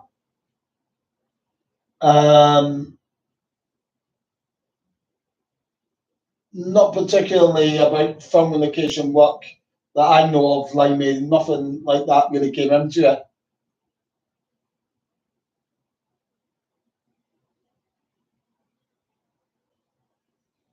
Harvey, how did I find the bathroom shop? Well, the bathroom shop, if you watch the whole scene, if you watch the whole scene of the bathroom shop, obviously when you're hunting around first and foremost, and you are not able to find it, you could run little sort of like Google checks on Sankey stores, but there's not really anything of it from the 1970s. So you run down a blind avenue there, but when you look at it again, you get the clue when the family come out. And I think it's when the bus comes and picks them up and pulls away. In the background, you've got the pub across the road, I think it's called the Midland Hotel now, but I think it was the Station Hotel back in that day, because it's in Station Road in Hendon. So it's a case of looking for that, if you see what I mean. I'm not sure if you actually see it in the episode where it's got Station Hotel on it, but then obviously that tells you straight away Station Hotel must be near a railway station. So then you can start hunting around areas like that, and then that's how you eventually process the elimination. Once you've gone through sort of like so many and you come across it and you say, oh great, like, that's it, away you go. You know what I mean? It's a process of elimination with finding ones like that. Sometimes it takes a lot of pain going through Google Earth and Google Street View, looking at various train stations around London and all of that. Obviously, you know that you're going to be within the North London area, so you're only looking around stations in North London. Obviously, you'll start out in the ones nearest to Wembley and work your way out until you gradually come to it, which is what happened.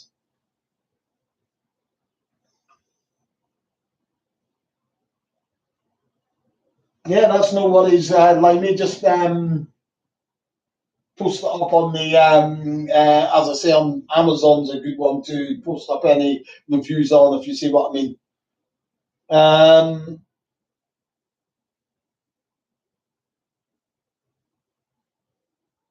Yeah, the lab books one was fairly tough as well, because obviously you look around and in Boreham Wood, because you would automatically think that that's where it was. Because again, that's what your mind tells you.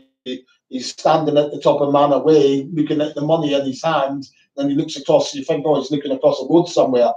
But of course, when you think about it, it's quite logical to where to look for it, because it's just a road that leads out of Boreham Wood, leads into Edgware, North London, and it's right there basically. So it's about basically 2 miles away.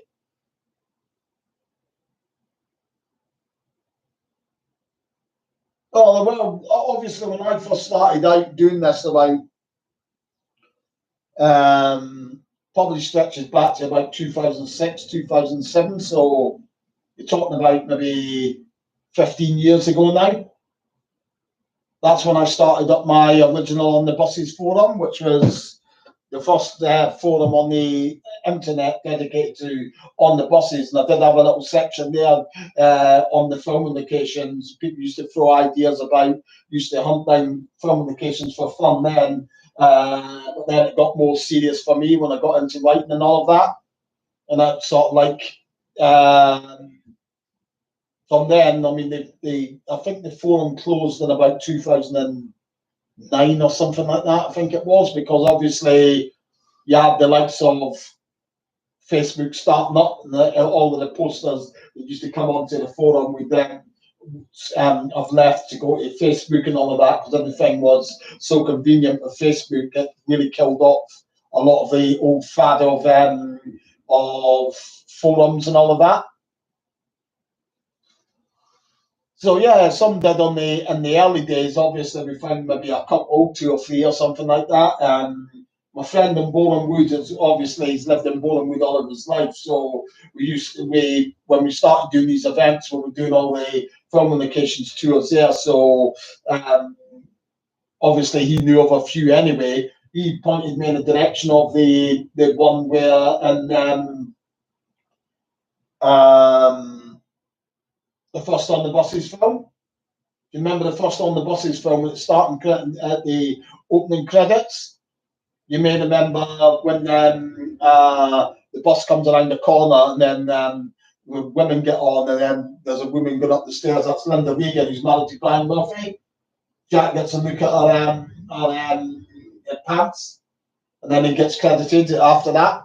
When they were filming that scene, they were in the midst of filming that scene. My friend Robert Hickey he told me he was playing football with his friends out there. He lives in a street around the corner, and one of his friends said, "Quick, they're filming On the Buses around the corner."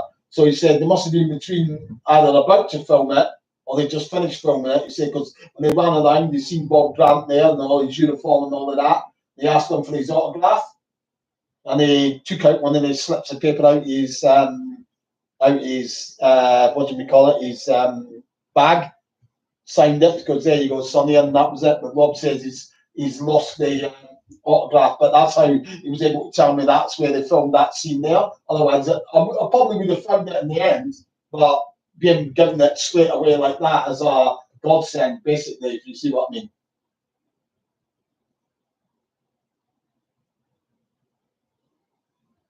As I say, retro with the likes of your Minder was Euston Films as well, wasn't it? So with that, you're looking around the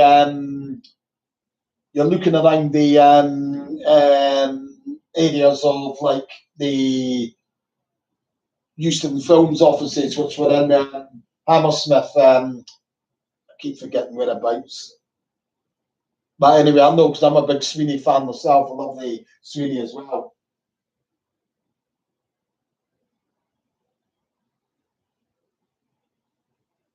Yeah, it's changed. It's changed a bit. I mean, obviously, if you speak to a lot of people from Boreham Wood, they'll say that it's changed for the worse because the place is getting bigger. If you see what I mean, and it'll probably get bigger again now that they've got a new studio complex about to open down in Boreham Wood. The Sky Studios are moving there, which is going to be a massive studio complex as well on the outskirts of Boreham Wood. So it's going to sort of like stretch it out even more, if you see what I mean.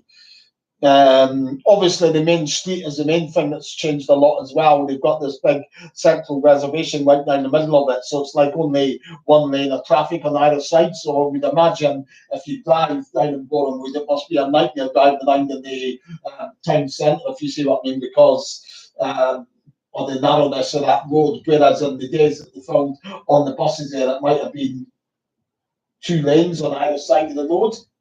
But now that they put the central reservation in, that's all sort of gone. And there is a lot of new buildings that are going up, a lot of new flats and things like that, which I know that a lot of the residents of Boreham Wood are not too happy about, if you see what I mean. Like there's an emphasis on flats and more people moving in there, but there isn't much thought given to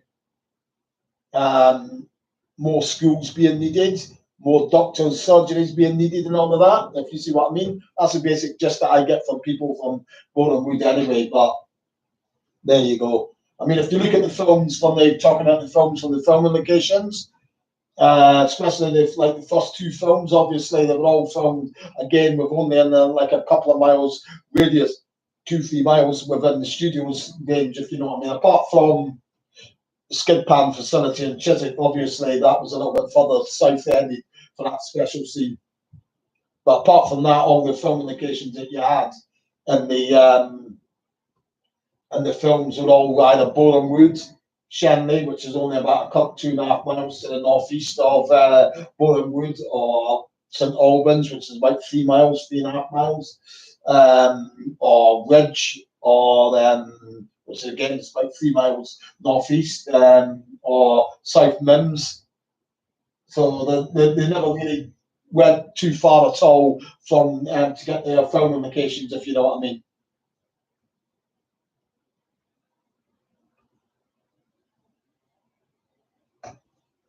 Obviously, as I say, some of them are really difficult to get to and photograph. There's one I'm still trying to figure out how I'm going to be able to do it. I know where it is, and that's a scene in the first spin-off film when obviously the bus gets diverted onto the motorway, and obviously the bus has to stop, and then the motorcycle cop comes along.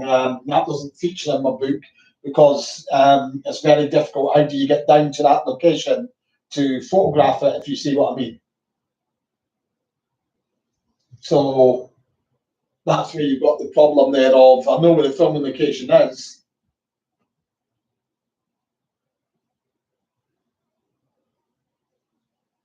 Yeah, cheers, Lemmy. I know where the filming location is. It's just a matter of how am I going to get onto a motorway to take photographs. It's not really the done thing to do, so it's something I'm going to have to give us thought to. Yeah, more than was Series 7 again, Harvey, where they headed down to for the closing credits. That's when you see the bus going around at the end. It passes a Woolworths at Morden. So it was quite a bit south there. They were a little bit more splayed around, if you know what I mean, for Series 7, Harvey, if you think about it.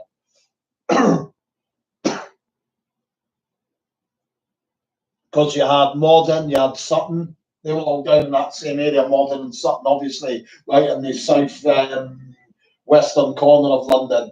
And you also had Battersea, Kennington, South Bank, East Dulwich, Peckham. They were the sort of areas for Series 7 that they filmed in.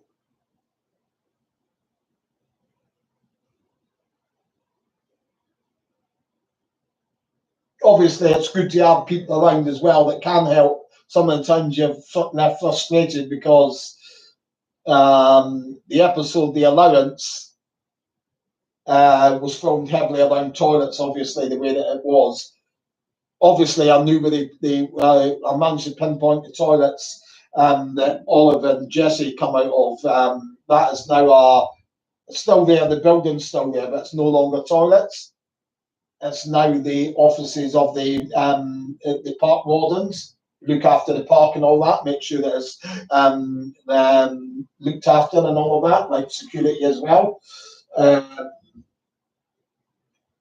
I did hope that the other block of toilets that I had found, they might know where it was, but they weren't able to help me there, unfortunately. but I have been able to find that anyway. It's just further, just a little bit south than that toilet block. That toilet block is on Peckham Ride Park.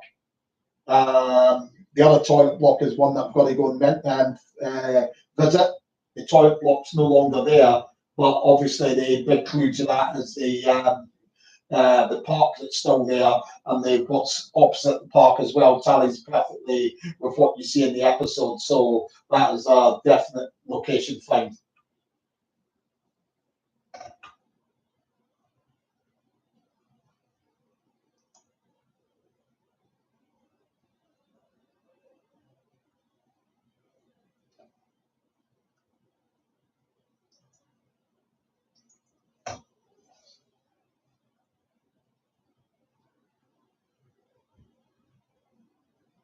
No, JK, not on the buses.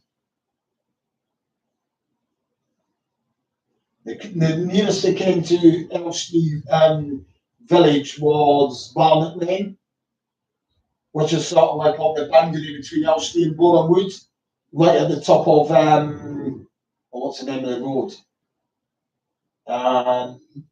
But it's like the southwestern corner of Boreham Wood on Barnet Lane. So that was probably the closest they got. Either that or the Elstree turn off of the M1.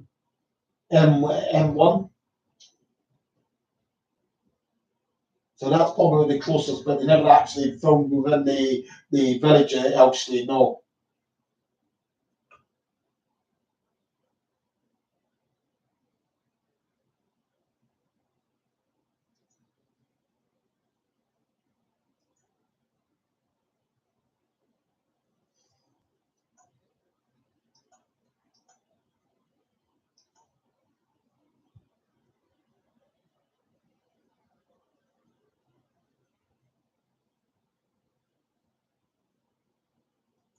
So, like I say, when you find these filming locations, if you're looking for filming locations yourself, don't be put off by something that might have changed, like a house extension or something like that. Because if it's something that you're trying to find that is from the era of on the buses, just remember that it was 50 years ago. So a heck of a lot does change in 50 years, if you see what I mean. There's a few times where I've come across film locations from on the buses, and a whole new extension's been added to the building, or even a new house has been slotted in somehow. So there's a lot of things that can change. Just trust your original instincts and make sure that everything else tallies as well, if you know what I mean.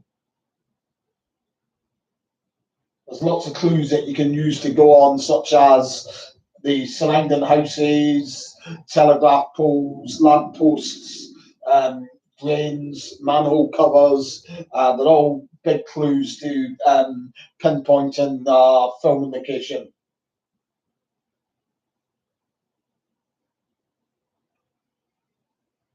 Obviously, there's things that change that are annoying there, and like the location and on the buses that I posted up the other day there. Where you've got the motorbike where Olive, it's not really Olive, it's Tex Fuller, the stuntman who's riding the motorbike. But anyway, when she's on her way to check up on Arthur at the depot, the motorbike comes down a declining road round a bend.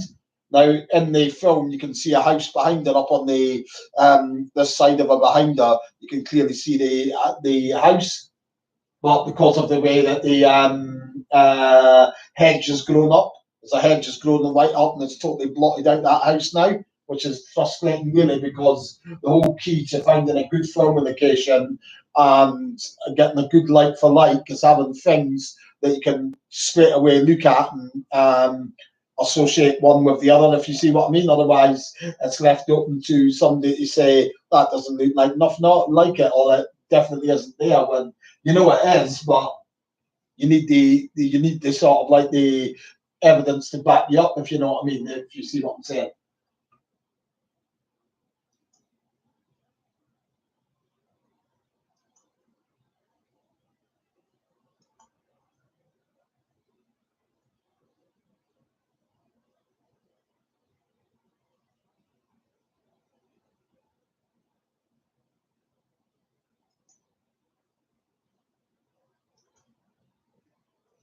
So just keep your questions coming in.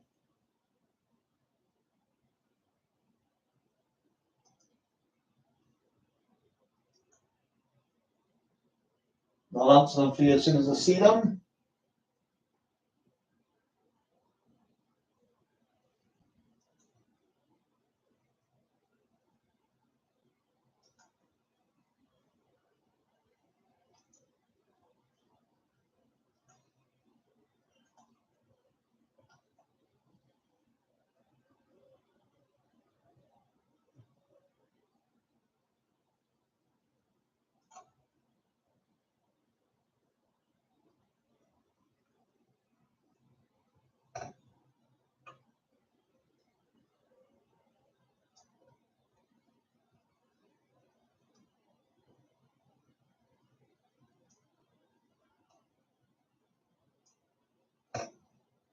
So just to sort of like go over things again for anyone that's just joined in, your big tips for your finding your cemetery gates hobby within Cedar Road, the Lavender Hill Cemetery in Enfield. That's where the cemetery gates are. Your big things to go on if you're looking for film locations is find out where your studio, where the studios, where that produce the show that you're looking for. Because in those days, especially if it's an old 1960s, 70s show, then it will have been within the vicinity of the studios. Especially for your ITV ones as well. ITV was heavily into that. BBC might have went slightly more further afield, but definitely your ITV ones, they've all been within the catchment area of, say, LWT. And then once you've found out that, then you know your sort of areas that you're looking for your film locations in. So like you've got Wembley, you know that they filmed within the Wembley area, Wood Green, bus depot. Once you find out that they filmed up there, then you know that they travelled up to Wood Green and areas around there to film in as well. So that's your clues to go on. Then you know your areas that you want to be looking in for your film locations on Google Maps and Google Street View. And then once you're sure that you pinpointed a certain location, it's a case of going to visit it to confirm and photograph, obviously.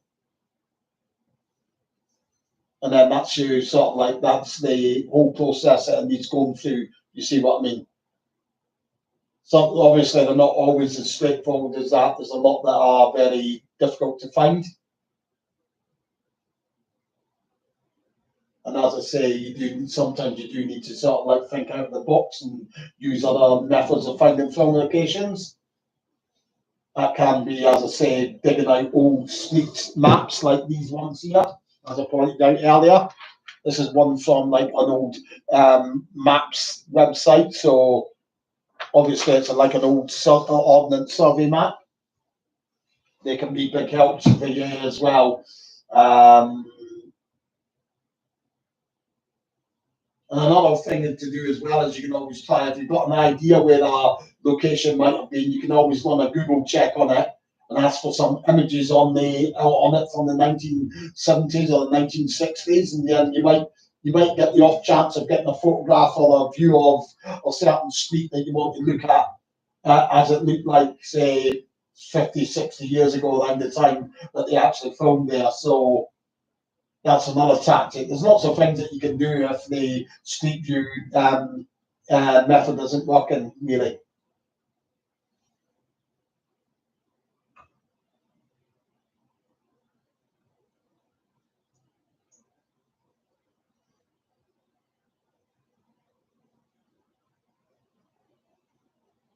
Okay.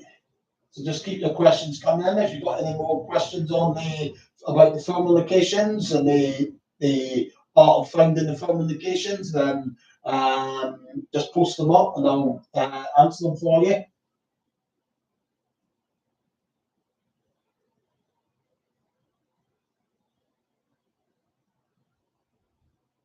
Obviously, another help as well, which has helped with a few locations that were unfindable with them on the omnibuses, as if you can get hold of somebody that's lived in a certain area all their lives.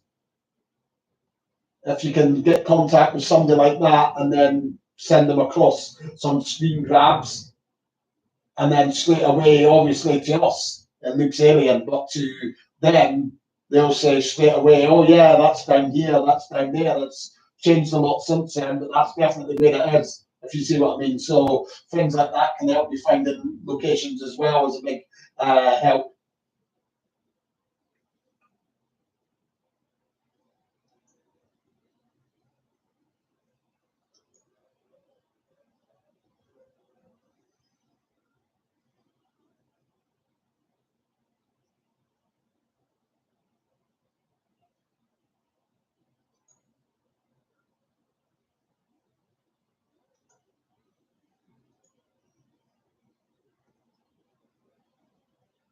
Okay, so if you've got questions, just keep them coming in and I'll post them up. I'll answer them as soon as I see them. As I say as well, if you're going around to look at film locations and you want to take something as a guide, take along a good screen grab. That's what I do. So obviously something like this is what I call a screen grab.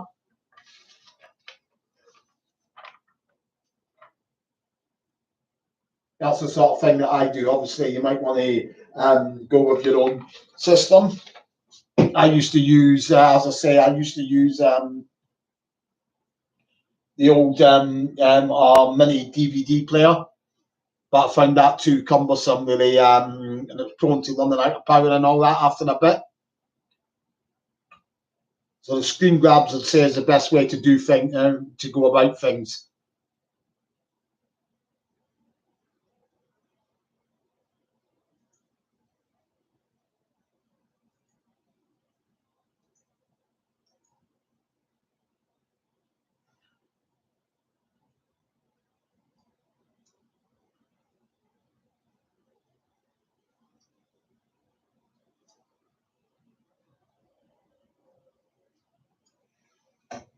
So any questions, just post them up and I'll answer them for you as soon as I see them on the screen.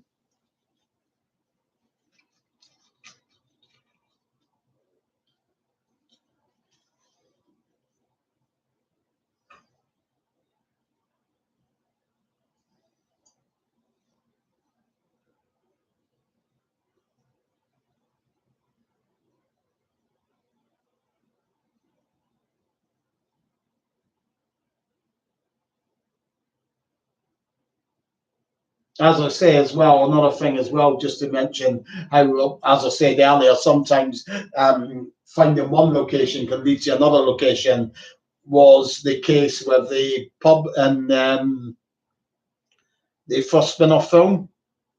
If you remember when you see the old man watering his plants, once I'd found that location part of it, then obviously the one where the woman comes out of the toilet in the pub, made sense then, because it was actually filmed right behind where the man was standing. But obviously the knack of finding the pub, I knew it was a pub because if you look when the woman comes out of the toilet, if you look down to the table, you can see empty beer glasses and all that on the table. So you see the empty beer glasses on the table, automatically you know that's a pub I'm looking for. And as well, when you look across and you see the man watering his plants, you see the sort of like the big signs that the pubs have, the old sort of like ID signs of the actual pub. So that's the other clue to it being a pub. So then you start hunting down all the pubs within the area, if you see what I mean, and then you finally come across it.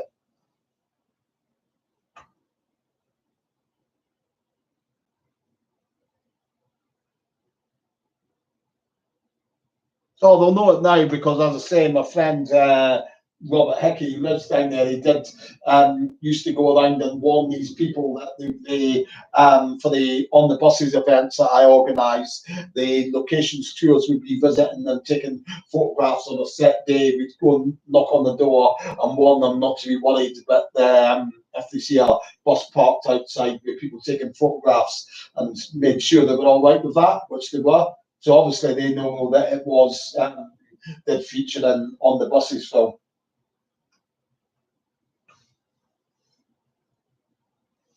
Obviously, it doesn't mean to say that we're fans or anything like that, or that they're old enough to actually remember on the buses, if you see what I mean. I think it's an Indian family that live there, and I think they might be in maybe their 30s, so I'd say it's probably highly unlikely that they know what on the buses is, if you know what I mean. Some of the times it helps, like when I'm visiting places, to take photographs from a book. I need to be careful that I've got, hold on a minute, and I'll show you something.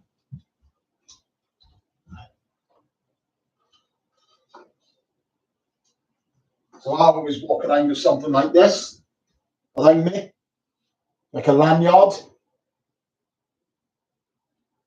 which just outlines exactly who I am.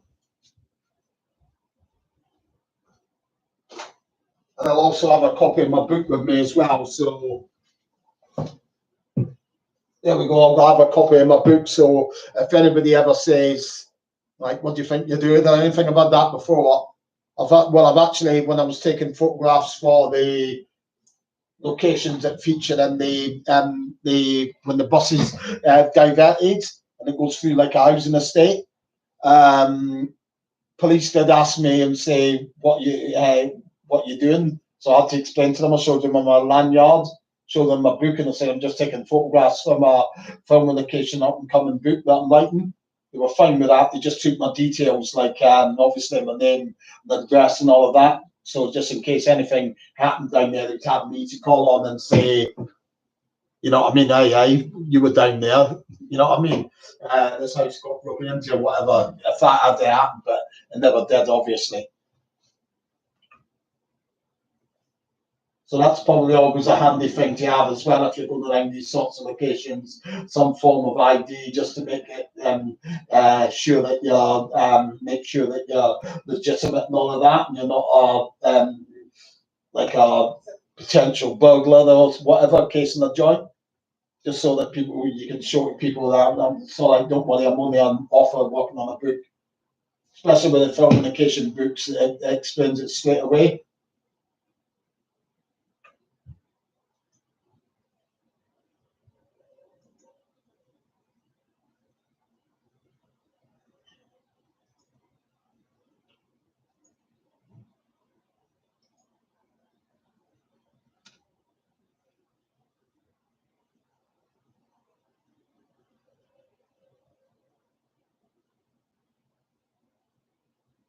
And for anyone that's on here as well, you're on Facebook, as I say, keep an eye on my group, my locations group as well, because maybe sometime this year I'll get back down to organising, which I do organise as well, which is film locations walking tours.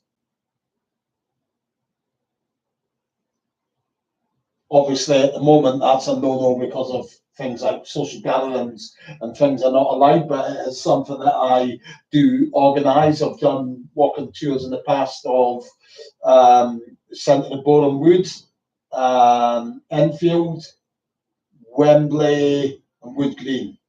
So I've done 4 walking tours so far where I've had paying guests there. Obviously, they pay about I think it's like a tenner. You get like a little goodie pack. You get a wee pamphlet program sort of thing, and they can run for about maybe 3 hours or something like that.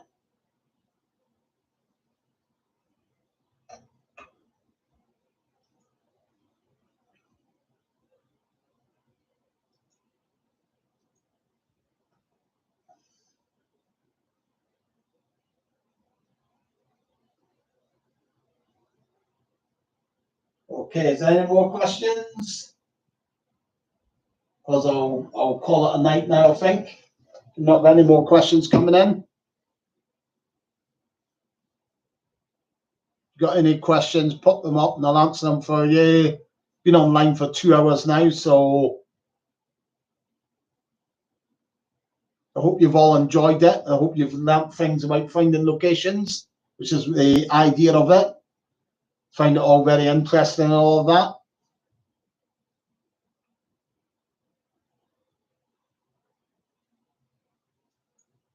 And then hopefully I'll be back online again live and maybe a couple of weeks' time, something like that. So I'll call a night now. I'll say good night to you all, and I hope you enjoyed it. And until we do it again, I'll say good night, okay?